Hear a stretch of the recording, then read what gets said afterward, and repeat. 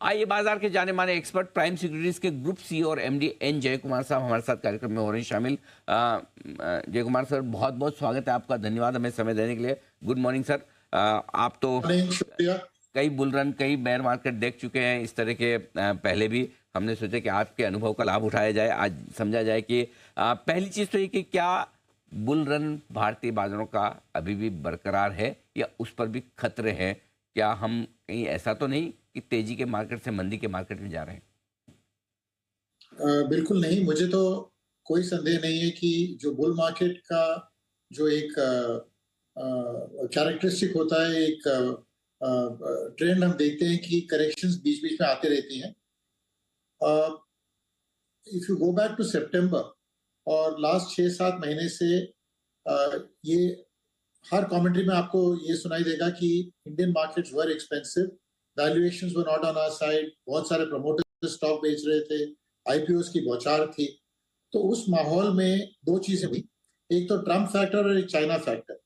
Trump factor ऐसा था कि लोगों को ऐसा लगा कि ट्रम्प आके सब कुछ ऐसा चेंज कर देगा कि जो consumption capital of the world था, यानी कि द यूएस, उसमें मैन्युफैक्चरिंग भी आ जाएगा, सब कुछ ऐसा हो जाएगा कि the only market to play safe, people felt कि डॉलर के एसेट्स हैं तो वहीं पर रख सकते हैं, करेंसी का भी रिस्क नहीं है, वो मार्केट में इन्वेस्ट किया जाए।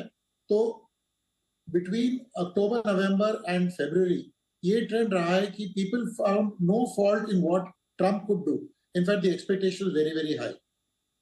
अराउंड सितंबर अक्टूबर चाइना ने भी एक ऐसा थोड़ी तब्दीली आई कि हमको लगा कि चाइना ने फाइनली पॉलिसी एक्शन लेना चालू किया है, तो they were going at multi year lows. तो पैसा इंडियन मार्केट से और अदर इमर्जिंग मार्केट से चाइना की तरफ और यूएस की तरफ जाने लगा। तो कंसेंसस बन गया था इन अ शॉर्ट पीरियड ऑफ 4-6 हफ्ता कि यूएस में इन्वेस्ट करो और टैक्टिकली चाइना में इन्वेस्ट कर सकते हैं।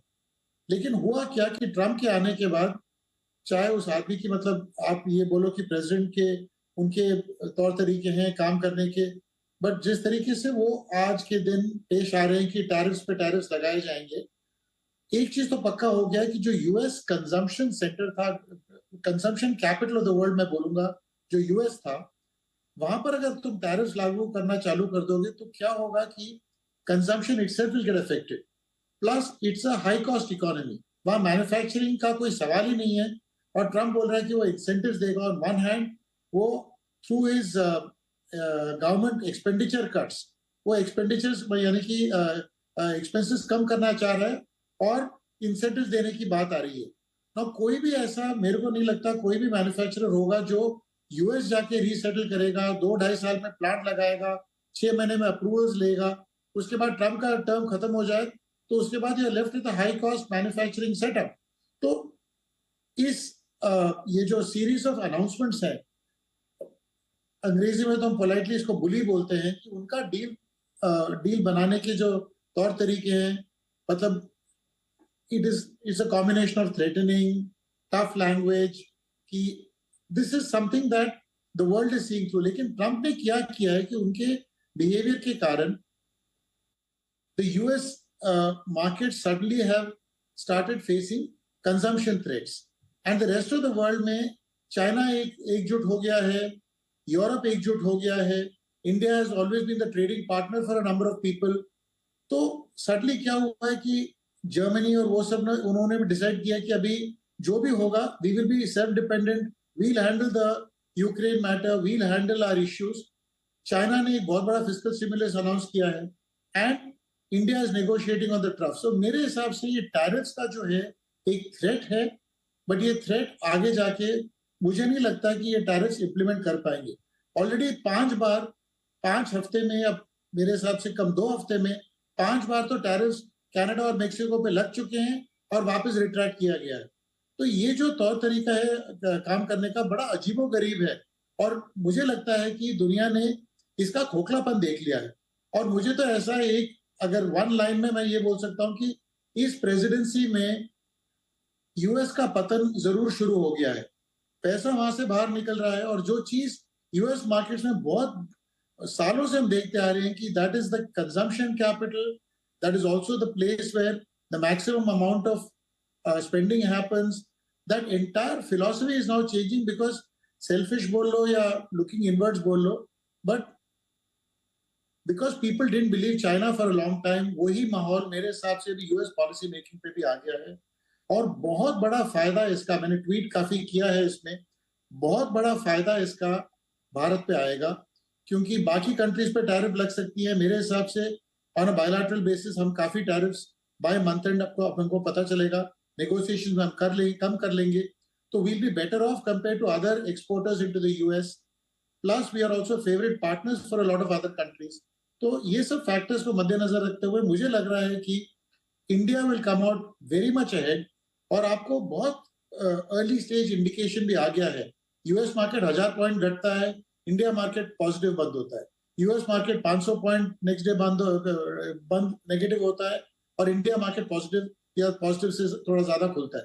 तो मतलब डीकपलिंग होना चालू हो गया है, पैसा यहाँ और इमर्जिंग मार्केट्स में आएगा, नए ट्रेडिंग पार्टनर्स बनेंगे, नए ट्रेडिंग ब्लॉक्स बनेंगे। और मुझे लग रहा है कि बहुत स्ट्रॉन्ग स्टेटमेंट है ये, कि बहुत सारे फैक्टर्स में यूएस का पतन मेरे हिसाब से निश्चित रूप से पेश आ रहा है हमको। अमेरिका में कमजोरी होने के बावजूद हमारे लिए उतना खराब नहीं है माहौल, हम शायद अपनी मजबूती में अपनी चीज़ों के दम पर बढ़ पाएंगे। तो दो सवाल यहाँ पर ये है कि क्या जो लोग इन्वेस्टेड है वो इन्वेस्टेड रहे, और जिन लोगों को नया पैसा लगाना है क्या ये सही समय है? बहुत बढ़िया समय है नया पैसा लगाने के लिए। रिटर्न एक्सपेक्टेशंस भले ही थोड़े कम रखने पड़ेंगे, क्योंकि थोड़ा हमारा भी मतलब हमारी भी जो एक्सपेक्टेशंस थे वो बिगड़ गए थे in the last bull market. जो पहला रन आया all the way up to 26,000 on the Nifty, मुझे ऐसा लग रहा है कि we could be in for a good consolidation, but individual stocks will start rallying very much faster. तो एक तो ये होगा कि डिफरेंशिएटेड बुल मार्केट होगा, यानी कि कम स्टॉक्स बढ़ेंगे, अक्रॉस द बोर्ड नहीं चलेंगे। और जहां भी डिसअपॉइंटमेंट्स आती हैं, मार्केट बिल्कुल अपने मतलब वो डिसीजन अपना इमीडिएटली दे देता है, और लोग उस स्टॉक से निकलना चाहते हैं। तो मुझे लग रहा है कि थोड़ा अपने को हौसला अफजाई करके we must get into the markets if people are not invested, and we must look at banking financial services sector हुआ, pharma and exports will be hugely benefited after the new tariff announcements happen. तो मुझे लग रहा है sectors काफी अपने को identify हो चुके हैं, बट ये मार्केट माहौल में सब कुछ घटा है, तो लेने का काफी अपॉर्चुनिटी अब मिलेगा हमको। बिल्कुल ठीक बात है। तो ऐसे में हर बार जब रिकवरी होती है, तेजी होती है, तो लीडरशिप बदलती है। इस बार आपको क्या लगता है कहाँ निवेश करना रहेगा ठीक? बैंकिंग एंड फाइनेंशियल सर्विसेज, ये टैरिफ से अलग है, कोई कनेक्शन नहीं है। प्लस लोकल, अगर आप बाकी कंट्रीज को देखते हो, Europe is looking at reflating the economy, यानी कि इकोनॉमी को रिवाइव करने वाली बात आ रही है। चाइना में ये बात आ रही है, यूएस में तो बात आ ही रही है। तो इंडिया का ऑप्शन भी नहीं है, हालांकि हम भी ग्रोथ चाहते थे, लेकिन हमको और ज्यादा स्टेप्स लेने पड़ रहे हैं। जिस तरीके से आरबीआई ले रहा है, लिक्विडिटी ईज कर रहा है, वो स्टेप्स हमको जरूर लेने पड़ेंगे और लेते जाएंगे मेरे हिसाब से। तो banking and financial services will be the front runner for any rally in my opinion. सही, ये है वो स्पेस है जहाँ पर बढ़िया एक्शन बनते हुए दिख सकता है। और आखिरी सवाल सर, एफआईज के लौटने को लेकर है, क्या उम्मीद रखी जाए, कब तक हो सकता है? आप तो अपने करियर में काफ़ी बड़े संस्थानों में काम कर चुके हैं, इन सारी एफआईज के साथ वन ऑन वन काफ़ी डील कर चुके हैं, किस चीज़ का इंतजार कर रहे हैं ये? इंतजार नहीं है सर। एक्चुअली अगर आप देखो कि सेलिंग तो ऑलरेडी कम हो गया है।